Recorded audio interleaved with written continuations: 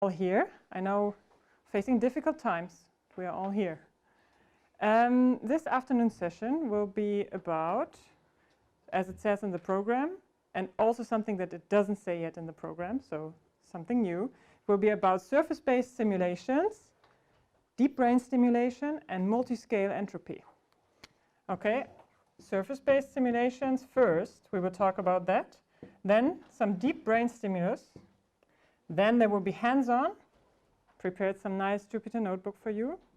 Will not go through it. You do it on your own. You raise your hand. Any questions? We're here for you, okay? Because I think you're ready to follow the Jupyter notebook on your own. And then, small break, of course, always nice to have break. And then we will go on and talk about multi-scale entropy, abbreviated like this, MSE. And that's an abstract measure, but it has a lot of clinical applications. And I will go through those clinical applications with you and hope to convince you that at the end of today, you will be actually able to maybe combine this all in one simulation, which will run a bit longer for you maybe at home tonight, who knows, be excited. And there will be cool results tomorrow that are actually publishable. Yeah? Let's work towards such a goal. Okay, so my name is Jill. I'll just write that down because if you have a question, you just call out my name. And I'm a postdoc here in the lab since February only. TVB is, I'm still very excited about it. So let's see if I can bring this over to you. For the hands-on sessions, you were supposed to get links on the Dropbox. Raise your hand if you have never seen those links. I haven't. Oh, I'm gonna. You're gonna? Okay, you have like the first hour where I'm talking, giving a lecture to figure this out. Please download everything. If not, we have a hands-on session where you still have some time to download it.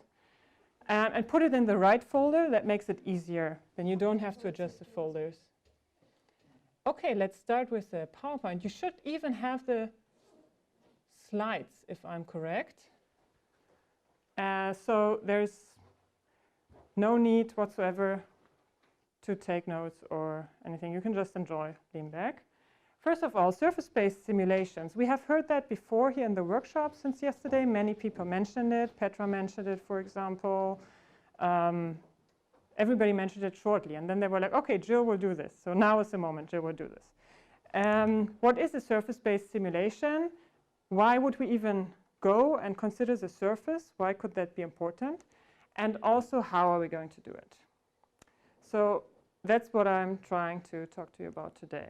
I would like to be this a bit more interactive, but it's up to you. If you don't like interaction, don't you worry, okay? If you like it, just ask questions, okay? Questions, very easy.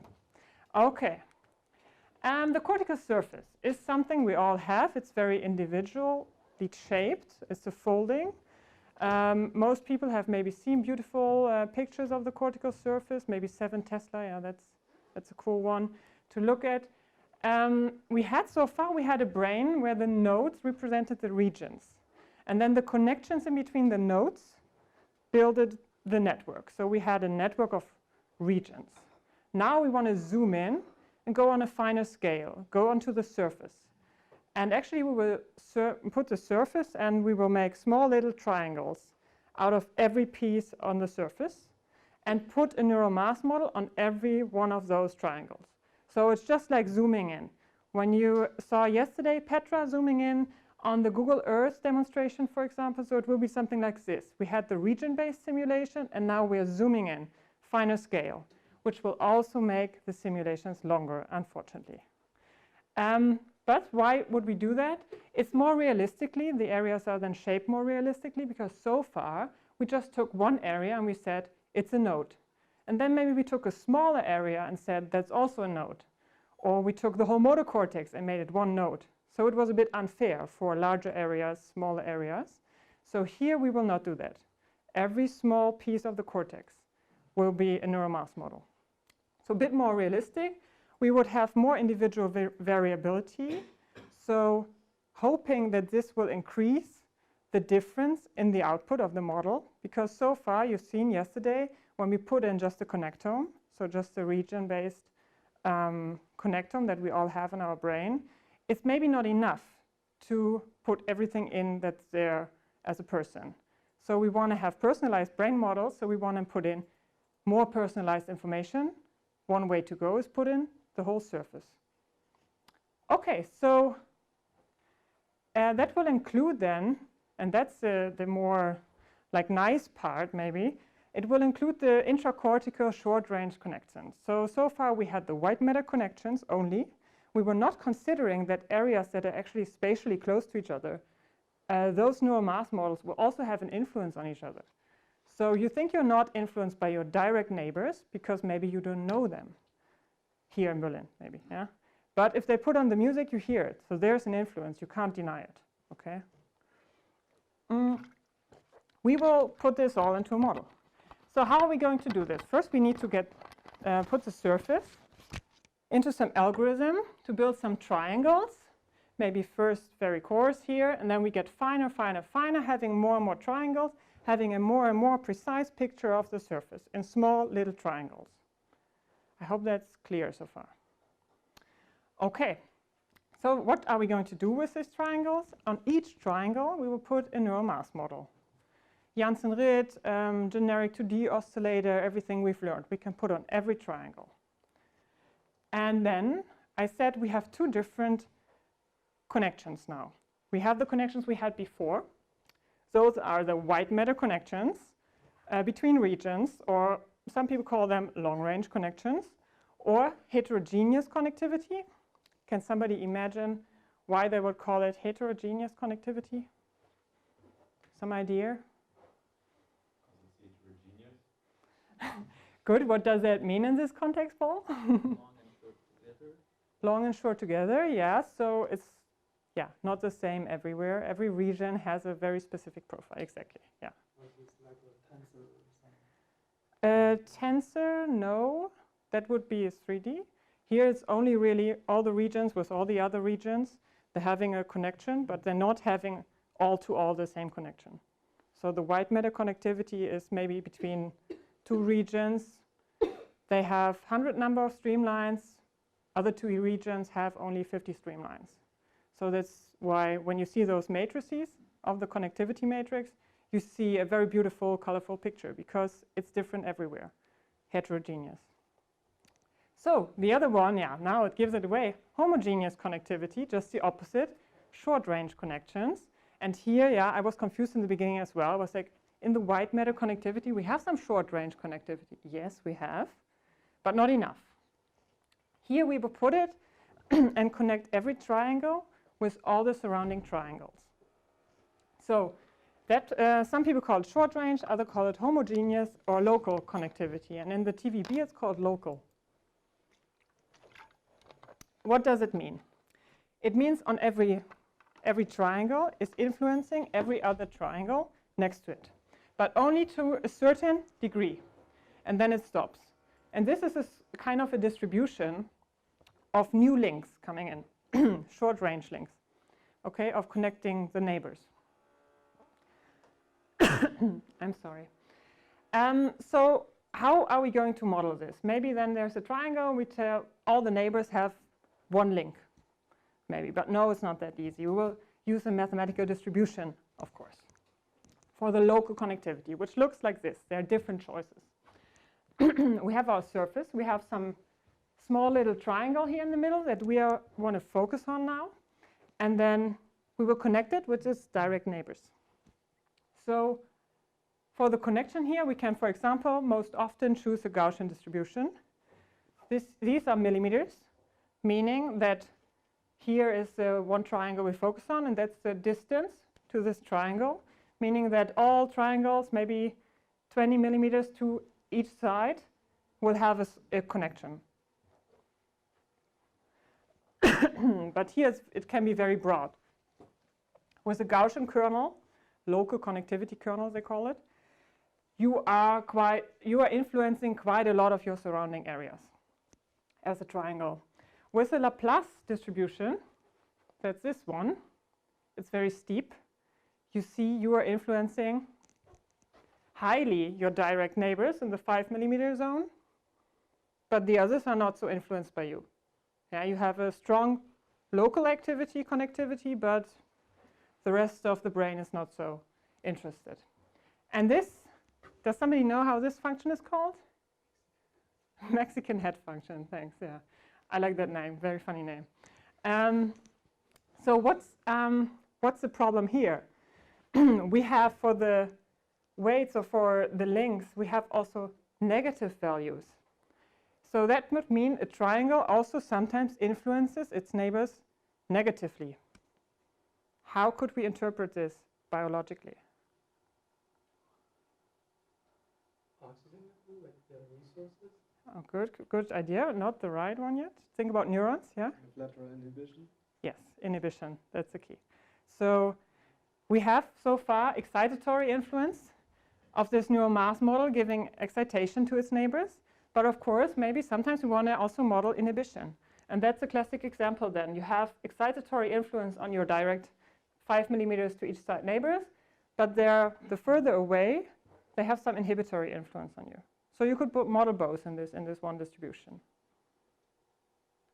Yeah, it's a lot, I know. That's a local connectivity part, something that is now added onto your so far TVB framework, so something new. But it's actually cool because it makes it more realistic, and that's what we are going for.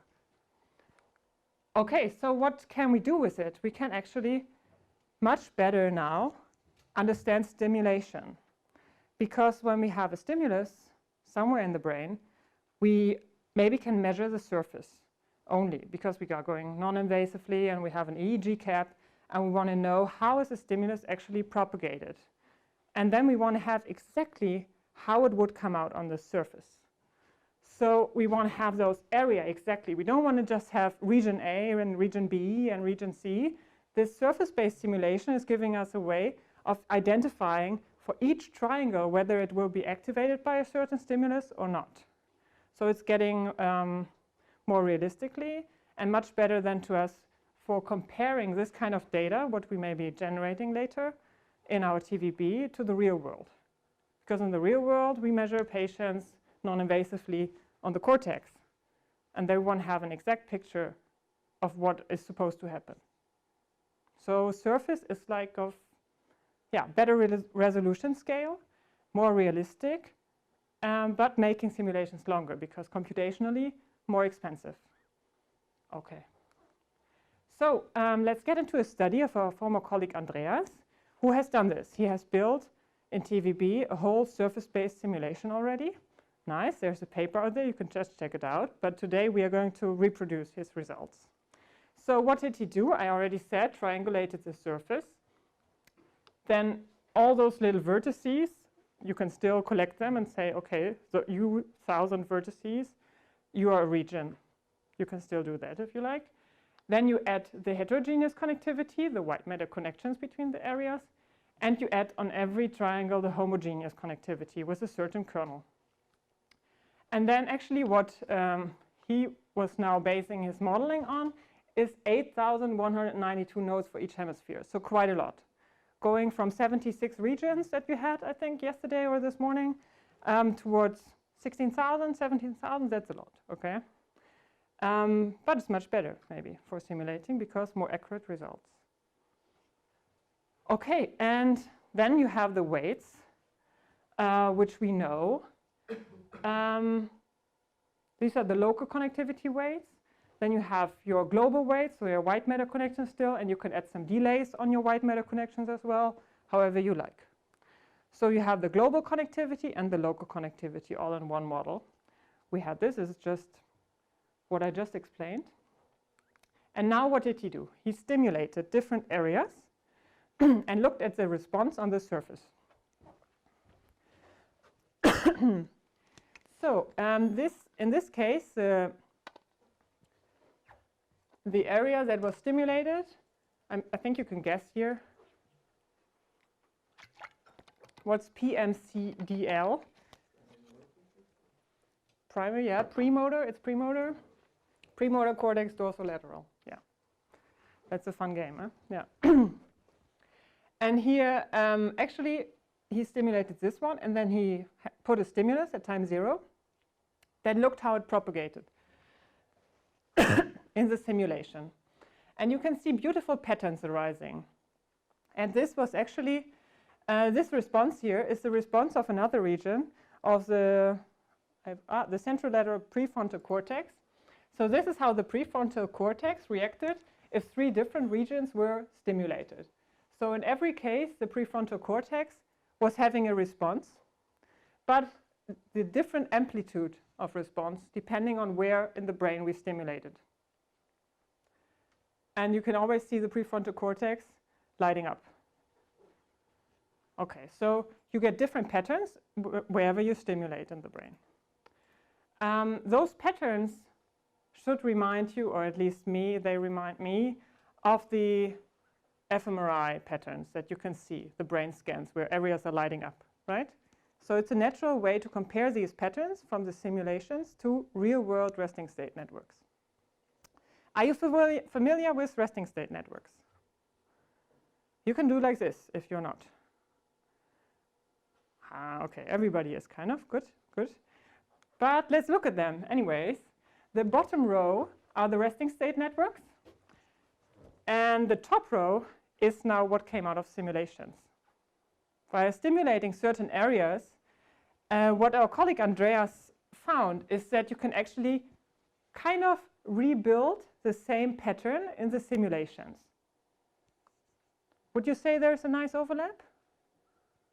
Some are not, maybe, yeah.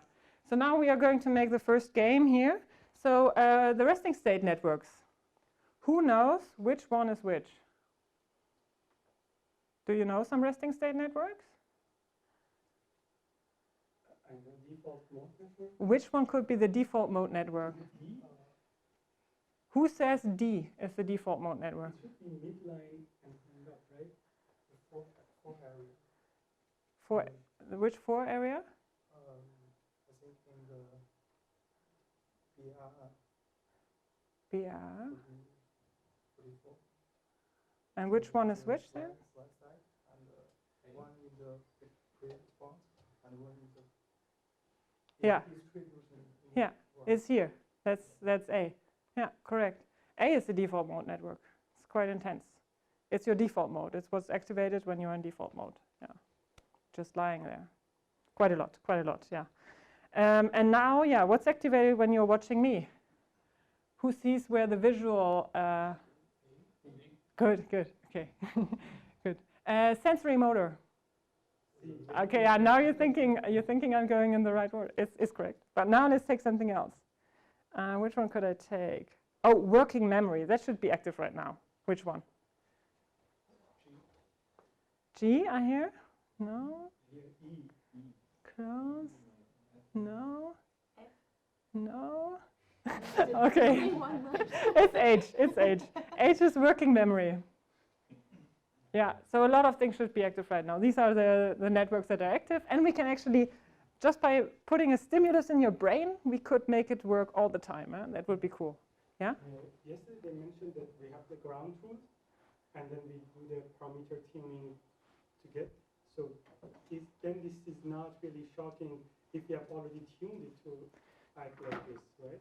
Yeah, it's a bit tuned. It's a bit tuned, definitely. Because for this model, in order to run this model, he had to make a lot of parameter choices. But I would need to talk to him personally if he really tuned it to get those networks. Paul, did he? So the network response is not tuned beforehand. So what he investigated is the activation that is, which the network is the structural backbone of. So he didn't tune all parameters, so you would get such a result when you stimulate a certain area.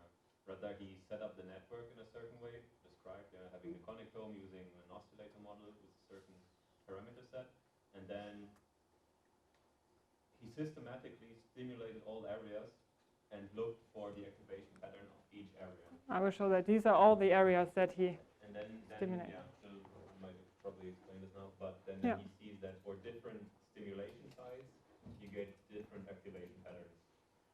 And this is not tuned to be like this, but this is then given. And actually he used the default person, so normative connectome. not patient data or something he chose, but just a standard one that is in TVB also. And then what you see here are actually all the cortical areas and all the subcortical areas that he stimulated. And when it's red, and when it's getting red and very dark red, it means there was a really good overlap between his stimulus of one area and how the pattern looked like a few seconds later. So it's actually quite cool. You can see an overlap. So yeah, the question would be, what can we do with this? Huh? Yeah, you're thinking already, deep brain stimulation, ta-da. If you have the slides, it's not that funny, because then you see the next slide. But how can we combine this with some stimulation? Some ideas, maybe? Combining this paper with deep brain stimulation. So for, at least for patients with the epilepsy or Parkinson, we can already see if where we have targeted will work here and then apply. Yeah, we could test it in the virtual brain if the right areas, resting state networks, are lighting up. And if not, maybe we move the electrode a bit and we see if we can activate it then. Maybe memory, if memory is not working for a person, and we just continuously stimulate an area that's lighting up the memory network. Maybe that helps. If your memory processing is active then all the time, who knows? So that's ongoing work, yes. But first, for those people who don't know deep brain stimulation, that was very mean to ask. So I will explain you what deep brain stimulation is. And I'm really lucky that we have actually the experts in the room here. In the back row, Simon and Ningfei, they are from the lab of deep brain stimulation. So please interrupt me if I say anything wrong, because you're the experts, okay? Yeah, Ningfei, I mean you. Yeah. Okay. So I copied some beautiful pictures from your website. What is deep brain stimulation? Actually, you can get a surgery if you're a patient and not responding well to some medicine. You can get implanted an electrode. I once talked to a neurosurgeon, and he said the brain is like a spaghetti bowl if you open it. So putting in an electrode, which is like a lead, like very long, into a spaghetti bowl, into the brain, is kind of like putting a chopstick into the spaghetti bowl. So you're not harming it. You can easily put it in, right? If you're careful with the chopstick, you will not damage the spaghetti, right? So there's no harm. But of course, it's a surgery, an open brain surgery is a lot of risk involved, of course. As a patient, it's very scary and so on. But it's possible without much harm done. And then you also get inserted a little pacemaker-like device in your upper chest. And that one can be switched on and off, giving different stimuli at different timings. Maybe a pulse train, maybe every 5 seconds you get a small stimulus or something. And as you said before, it's working actually. It's an effective treatment in Parkinson's disease. And the areas that are targeted in Parkinson's disease, where the electrode is going into, is the STN and the GPI, so the subthalamic nucleus and the internal globus pallidus. Most often it's the STN. So the surgeon wants to try to reach that area. It's subcortical, so quite far. And then, yeah, with a certain stimulus, try to release motor tension, so tremors, for example, from Parkinson patients. And it's working, so that's pretty cool. It's an effective treatment for that. It's also an effective treatment for dystonia and essential tremor. They tried it out. It's working. Patients are undergoing these surgeries, and we are measuring their results. And it was also, and I find that quite interesting, that it's actually investigated in psychiatric diseases as well. So major depression, people get inserted, implanted those electrodes, Tourette syndrome, even OCD, Huntington's, addiction, Alzheimer, and chronic pain. So that's a lot of diseases being investigated with the stimulus. And hopefully, just by giving a small stimulus, we can do something to the brain of those people, maybe just shift it, as you've seen in the bifurcation diagrams, from the one state to the other state. And then maybe it's working fine again. That's just hypothetical ideas, of course, just to give you an idea. And in practice, this is much harder, because there are a lot of challenges. There are a lot of advantages, but also challenges. Here you can see, it's also from the LeadDBS website, that they investigated where were actually those electrodes placed in the brain. So after the surgery, they have a really cool toolbox to figure out where was the placement of this electrode. And as you can see, for different patients, there are different placements. And it's kind of all over the place. Everybody is trying to hit the STN, but it's very crowded there and not in the same spot. So that's a challenge, because you're working as a surgeon, you want to implant it, but it's a subcortical area, and every brain is individual, so it's really hard to find it. And sometimes they are more in the middle, sometimes they are more left, right, or whatever. And that can actually affect the treatment, how effective it is. There have been now studies that, for example, for Parkinson's disease, they implanted the STN. And here that's a study of the Deep Brain Stimulation Lab, where they found that everything in red, now I forgot it again, was positively influencing the clinical outcome. So whenever the electrode that was implanted activated one of the red fibers, it had a positive outcome for the Parkinson patient afterwards. When it hit a blue fiber, not so much improvement clinically. So as you can see, now you see a big problem of the kissing and crossing fibers already. You will hear more about it, I think, in the pre-processing talk. But if fibers are very close to each other and you want to activate them with an electrode, you have to be very, very precise. And here, for example, they tried to do that in OCD patients as well, and they reconstructed as well, depending on, here's the crossing fibers, depending on where the electrode was actually placed, you had either clinical improvement or not. So that's a challenge. And a challenge that we can maybe figure out with our simulation first.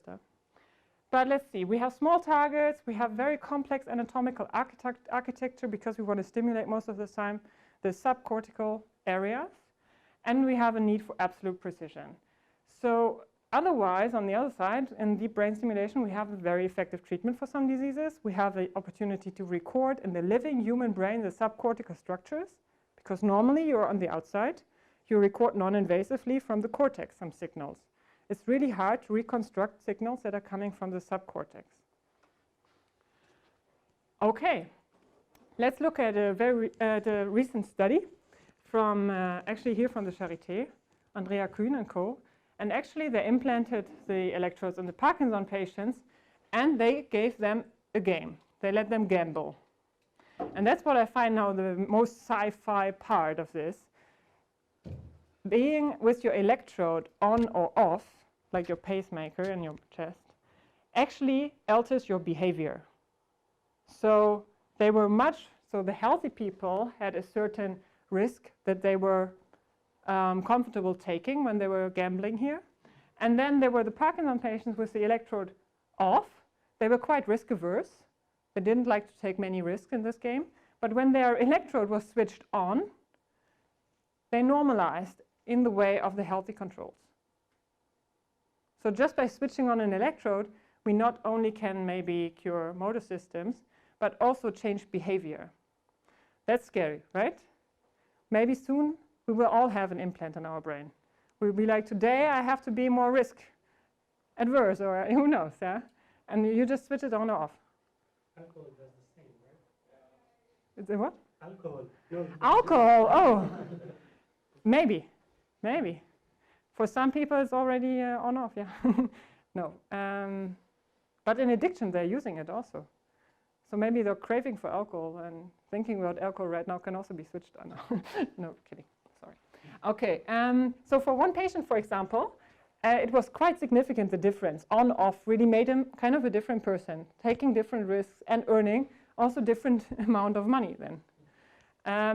And here you can see his placement from this patient, and you can see that there is also the activated tissue that we are looking at is also quite a large part here of the non-motor tissue. So even they want to just hit the motor areas for the Parkinson patients, they sometimes hit some non-motor areas as well, and that can alter behavior. You can become a totally different person. Yeah, I find that very scary, but also cool. Because if you're suffering from psychiatric diseases, major depression, you want to alter something in your brain maybe. Maybe that's what you're looking for. And the natural marriage here is, of course, TVB and the toolbox, Lead DBS, from our colleagues, to find the exact placement with a virtual personalized model of your brain. Loading in everything, looking on it on the computer, showing it to surgeons and saying, here, you know what, for this person you have to go a few millimeters more to the left, because we saw that this will actually alter the whole dynamics of his brain. That would be cool. It's not done yet. It's a future project. It's called the virtual DBS. Yeah. And then hopefully we will have still different placements, but personalized different placements. So you would not, because of an error, place it somewhere else, but because this person has this and this kind of brain structure. And then we can alter, by placing it here, we can alter the motor and sensory cortex and ultimately the muscle and the spinal cord. That would be really cool. So for the TVB, we have shown this already. Paul was already able to simulate the subcortical structures in more detail in the TVB, because maybe you've seen that those were a bit left out so far, and they're quite important for deep brain stimulation. So they need to be loaded into TVB, and they need to be activated. And here you can see the spreading of a stimulus from the subcortical structures, but so far only in the subcortex. We want to combine it, of course. We want to see how does this actually come up to the surface. Right? So you can do it today. And of course, invasive surgery is an invasive surgery. And there is a new technology of TMS, so transcranial magnetic stimulation. And this actually, I think, even older, but you can also do only this, not a surgery, but putting a magnetic field on top of the cortex of a patient, and then maybe altering already some of the dynamic behavior. It would be cool not to have a full surgery to go on, but just to place some magnetic field here. And what they have seen that this actually helps in some disorders as well, if you do it repetitively. Yeah, you have to do it again and again and again. For different disorders, they're figuring now out what the different treatment options are and how often you have to do it. Because it is, of course, less big of an effect if you just have it on the cortex. But maybe this can already help to alter the dynamics of these areas and then ultimately alter the whole brain structures. Yeah, so this is, for example, an example study where TMS is very recently published, helped. This is for all the small green dots. Maybe you can see a lot of green dots here, are TMS sessions that patients underwent, and those patients were suffering from cocaine addiction. So you see, unfortunately, also black dots. Black dots are the relapses back to cocaine use. You can see some people had some sessions and relapsed directly. But when you're focusing on the upper part, and this is only an observational study where they wrote this down, we see that some patients having 2 years of no relapse, maybe due to the TMS sessions. We don't know yet, but it seems to work for them. So you see there are some where the black dot comes later. Not so consistent yet, huh? But okay, it's something. It's a very cool ongoing research field which can be easily applied at TMS session. Okay, so that's already everything from the lecture. So where are the questions? Do you have any more questions on the DBS? We have also colleagues here. Yeah? I'd like to ask the question in the first page about the what is the basic mathematical series of the propagation just from the, you show the 3 charts of the Gaussian. Yeah, Gaussian, Laplace, and Mexican head. Yeah? And then you just based on the distance. Yeah, this is just a millimeter distance. Really, a millimeter distance. So the propagation series is based on the kernel of the similar of distance. Yes. In this case, this is how we choose to model it in the TVB. Yeah. Yes, but it is something like based on the distance. It is not. I think it's not so action perfect of the local. Do you understand what I mean? Because you are thinking about the folding of the cortex, or why? I think this Gaussian distribution come from a kernel such as the distance E or some exponent or something like that. Is a method of the dimensionality reduction method. Yeah. And then because we flat it all out, the whole folded. Yeah. Okay. Yeah, that's a choice here. It's a choice. So in order to know the real, what would you suggest to know the real local connectivity?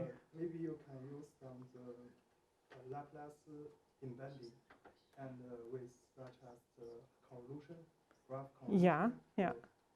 There are 3 methods with saving of the local property better as based on the distance similarity. Yeah. So it's like yeah, because you have here you're taking only distance, and that's probably not enough. Yeah. okay. Good suggestion. We should talk in the hands-on Yes. very soon. Yeah, that's a choice here. It's an approximation. It's a model still. It's not perfect. Yeah. Yeah, Gary. In terms of how these factor into your model, does it matter that they have certain properties? Like, do they need to be differentiable around 0 or like anything like that? Sorry, That would always be nice. And taking a Gaussian makes everything easier. Definitely. In TVB, we have different choices for the local connectivity. We will also see in a minute. I myself tried out only the first 2 so far. Is there any other thing that we would have to do, Paul? No? Because you ran some simulations as well? No. You could basically do your own TVB function, right, and edit. Maybe you don't want to make it homogeneous. That's what I thought. Like I was like, why should it be homogeneous over the whole cortex, right? Right now they're also static over time. Yes, that could be a nice addition as well. So local connectivity is not changing, neither is the global. So structurally not, but the dynamic functional connectivity is of course changing. Yeah. Okay, I hope you all understood a bit about what is a surface-based simulation, what's DBS. So I will shortly now explain to you what we are going to do in the hands-on session, how this is going to look like. Let me check the time. Oh, that's good. So I suggest that I explain it shortly. Then you take a coffee and slowly get onto your hands-on session yourself. And you just raise your hand and ask, because I prepared nice Jupyter notebooks that you can just follow. But you don't have to. You can also say, you know what, I learned so much about the Jupyter notebooks. I want to do it myself. I think you're ready for this as well. So I prepared this here as well, where you can just in the Jupyter notebook do yourself exercise A and B, yeah? And hopefully get those nice pictures of the propagation of your stimulus in the end. To get those pictures, I cheated a bit. I copied a function from a notebook which is available online. You would have to do something similar, or you look into my function and copy it for the visualization only. But because a surface-based simulation is taking a bit longer, and if you would do a surface-based simulation with a stimulus together, this would take even longer. So I split it into part A and B for today to be a bit faster. Part A will be build a surface-based simulation, so load in the default surface in your Jupyter notebook and choose a local connectivity that you want, and then visualize it, because you can also look how the distribution looks like. It's a function, it's all available from the TVB toolbox. And then you perform a surface-based simulation and you visualize the results just like we've looked at before. Look at the time series. Because what we often do here is then, for looking at the results, we are looking at regions again, because we are just summarizing all the small little vertices into one region. It's called a spatial average. So we're averaging then over what's happening on the small vertices. That's a way of visualizing it. You could also go crazy and say, I want to see the time series of all the 20,000 nodes. Maybe. That can take longer. And then in B, you can then switch to the stimulation part. You can define a stimulus for a region-based simulation and visualize it. Yeah, that could be a